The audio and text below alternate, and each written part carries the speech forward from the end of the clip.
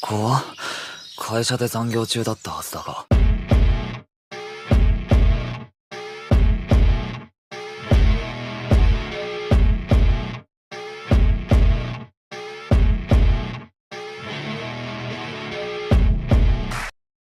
Halo guys, kembali lagi bersama saya Yogi di channel D2YT Movie. Pada video kali ini, saya akan melanjutkan part ke-12 dari alur cerita anime Tensei Kenja no Isekai Live. Oke, tanpa berlama-lama, mari kita langsung ke alur ceritanya.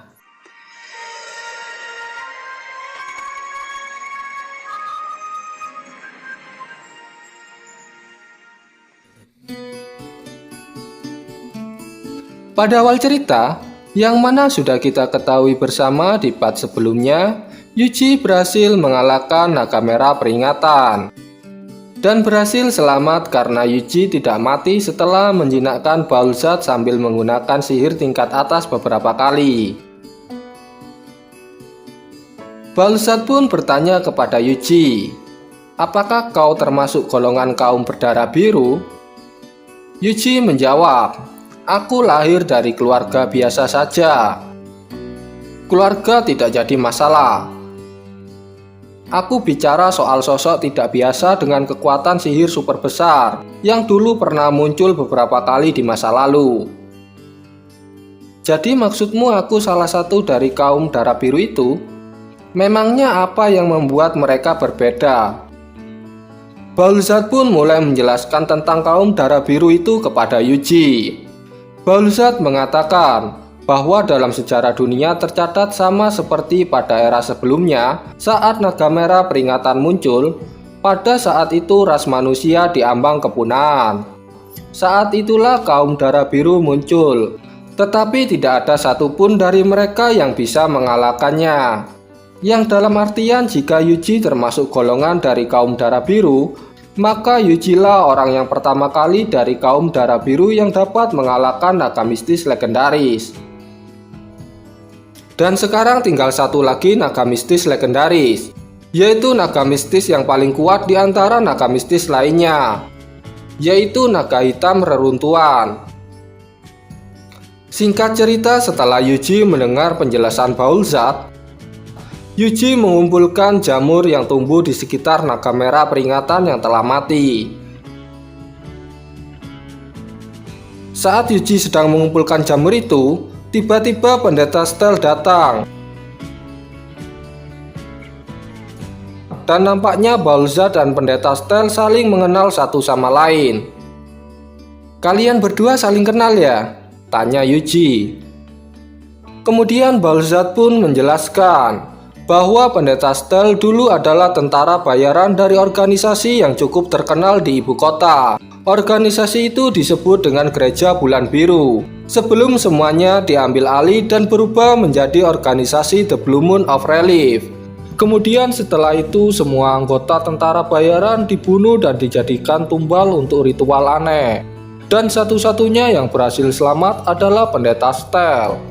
Maka dari itu sampai sekarang pendeta Stel masih jadi target pembunuhan dari organisasi The Blue Moon of Relief. Dan pendeta Stel juga menambahkan bahwa organisasi yang sekarang telah diambil alih hanya mencari keuntungan pribadi saja. Mendengar hal itu, Yuji mengatakan, "Jadi masih ada musuh selain naga ya? Aku ingin menghancurkan The Blue Moon of Relief jika itu memungkinkan. Aku tahu harus memikirkan soal naga reruntuhan hitam juga. Tetapi karena The Blue Moon of Relief sudah mulai mengacau di benua dengan menggunakan alat penyuci segalanya, maka mereka juga bisa menjadi ancaman sekarang." Kemudian Yuji pun bertanya kepada pendeta Stel tentang kelemahan dari organisasi The Blue Moon of Relief.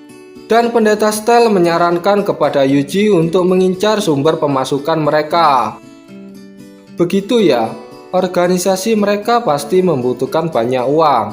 Apa kau tahu sumber pemasukan mereka?" tanya Yuji. "Ya, salah satu dari sumber pemasukan mereka datang dari wilayah bernama Futrua. Pemasukan dari kota itu cukup besar karena pajak yang dikenakan kepada para petualang di sana cukup tinggi. Meski pajak di kota Futrua cukup tinggi, para petualang tetap bertahan di kota itu.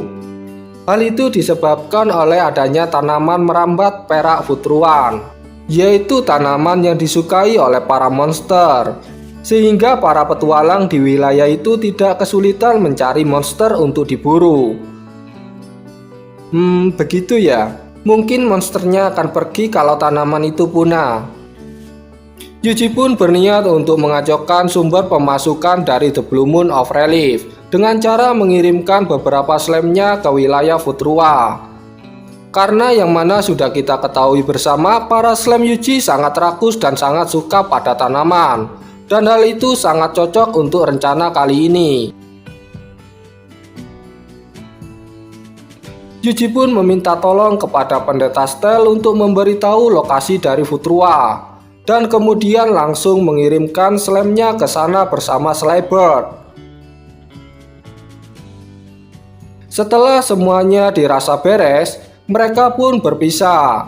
Baulzad kembali ke Baulzaria, pendeta Stel kembali berdoa pada dewa, sedangkan Yuji kembali ke kota Iliadci.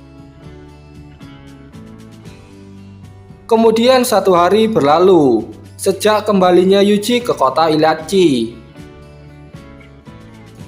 Yuji yang penasaran tentang apa yang terjadi di Futrua, langsung menggunakan share senses-nya. Karena sejak dikirim ke sana, para slam belum menghubungi Yuji untuk memberikan informasi apapun. Dan Yuji terkejut saat melihat bahwa tanaman dan pohon di kota Futrua sudah gundul tidak tersisa sedikit pun. Dan para slam terlihat mabuk akibat memakan tanaman rambat perak Futruan. Itu seperti efek saat kucing mencium bau catnip. Mereka akan mabuk atau semacamnya. Jadi tak heran jika tanaman rambat perak Futruan disukai oleh para monster. Karena sekarang tanaman rambat perak Futruan sudah habis, para monster pun mulai migrasi ke tempat lain. Dan pada saat itu juga para petualang juga akan pergi dari kota Futrua. Kemudian Yuji yang penasaran dengan apa yang terjadi dengan organisasi The Blue Moon of Relief setelah kehilangan tanaman rambat perak Futruan mulai menggunakan share senses-nya, menghubungkan kepada slam yang ada di kota Ordalion. Dan benar, mereka sedang mengalami kepanikan akibat punahnya semua flora termasuk tanaman rambat perak Futruan. Karena itu sangat berdampak pada keuangan mereka. Bahkan mereka harus mengirimkan 200 orang peneliti elit hanya untuk membajak, bertani, dan memperluas tanah. Semua itu terpaksa mereka lakukan untuk mencukupi kebutuhan swasembada. Jika tidak, cepat atau lambat organisasi mereka akan hancur. Mengetahui itu Yuji sangat lega. Tetapi Yuji masih ingin membuat organisasi The Blue Moon of Relief mengalami masalah yang makin rumit. Jadi Yuji mengirimkan beberapa slamnya untuk mengacau di ladang mereka. Para slam pun mulai memakan semua tanaman yang ada di sana, meski itu masih berupa tunas. Tetapi saat mereka sedang melaksanakan perintah Yuji, para slam tanpa sengaja menemukan sebuah bangunan aneh. "Yuji, ada bangunan aneh di sini," ucap para slam. Yuji pun memerintahkan para slam untuk masuk ke dalam dengan hati-hati. Para slam pun mulai masuk ke dalam. Dan ternyata di dalam gua itu terdapat banyak sekali buku. Bahkan di sana juga terdapat Grimoire Agung Penghancur.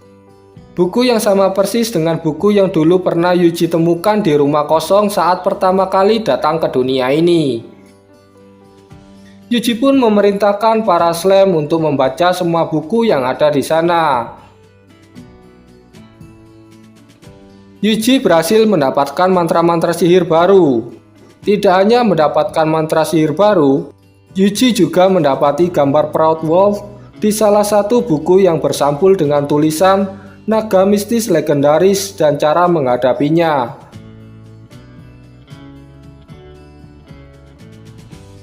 Karena Yuji tertarik dengan buku itu, maka Yuji akan membaca sendiri buku itu melalui penglihatan slamnya.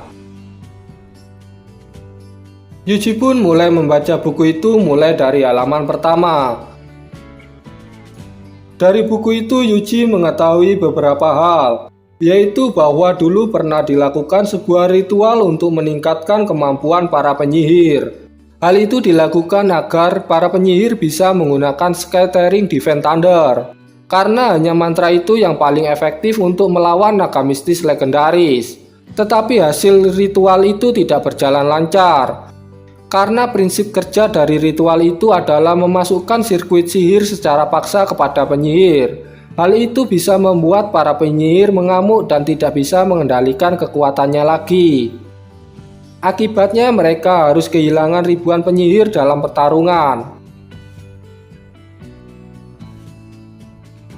Dan alasan ada gambar Proud Wolf di buku itu adalah bahwa dulu juga dilakukan pengembangan lingkaran sihir yang dapat memperkuat monster. Tetapi penguat monster yang ini bukan seperti yang biasa Yuji lakukan. Pengembangan lingkaran sihir penguat monster yang ini lebih kepada penguat karakteristik monster dan penguat elemen monster, yang artinya mantra ini jauh lebih bagus daripada yang biasa Yuji gunakan. Tetapi mantra ini tidak bisa berfungsi jika monsternya tidak memiliki kecocokan. Dan di masa lalu hanya monster Proud Wolf yang cocok dengan sihir penguatan ini. Bahkan sampai bisa digunakan sampai 18 kali berturut-turut. Yang dalam artian monster Proud Wolf bisa di-upgrade sampai ke level 18. Sedangkan monster lain peluang untuk bisa di-upgrade 1:10. Setelah membaca buku itu, Yuji berniat mencoba mantra itu kepada para slamnya. Yuji pun meminta para slamnya berkumpul di dalam hutan. Dan setelah berkumpul di dalam hutan, Yuji langsung mencoba sihir penguat itu kepada satu slamnya. Yuji menambahkan sihir penguat karakteristik monster dan penguat kemampuan elemen petir. Slam Yuji langsung bercahaya, yang menandakan bahwa itu telah berhasil. Yuji pun mencoba membandingkan dengan slam yang tidak diperkuat, dengan sama-sama menggunakan sihir Small Lightning Arrow. Dan sangat terlihat perbedaannya, mulai dari area terbakarnya sampai munculnya api dari sihir yang sama itu. Kemudian Yuji pun mencoba sihir penguat monster kepada semua slamnya yang ada di situ. Dan peluang keberhasilannya ternyata 1:3.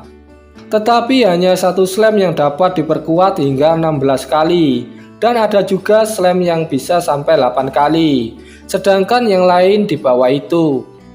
Yuji pun mulai membandingkan kekuatan antara slam yang 16 kali diperkuat dan 8 kali diperkuat dengan menggunakan sihir fireball-nya. Sihir fireball dari slam level 8 itu menyebabkan getaran yang sangat kuat ketika fireball-nya menabrak ke gunung. Sedangkan slam dengan level 16 membuat gunung itu hancur sampai rata dengan tanah. Melihat sihir fireball yang dihasilkan dari slam yang sudah di-upgrade begitu kuat, Yuji pun penasaran dengan mana poin yang ia keluarkan saat menggunakan fireball itu. Dan ternyata penggunaan mana poinnya sama dengan fireball normal. Yuji pun merasa lega karena dengan sihir ini sekarang Yuji menjadi jauh lebih kuat.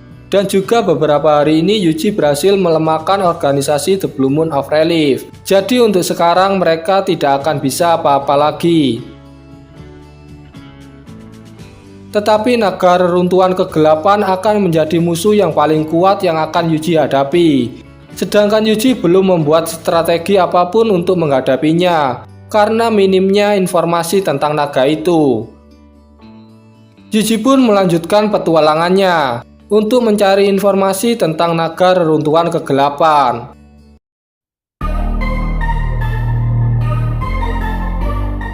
Oke, sampai di sini dulu untuk part 12-nya. Thanks for watching, jangan lupa like, comment, dan juga subscribe agar kalian tidak ketinggalan update terbaru dari channel ini. See you next time.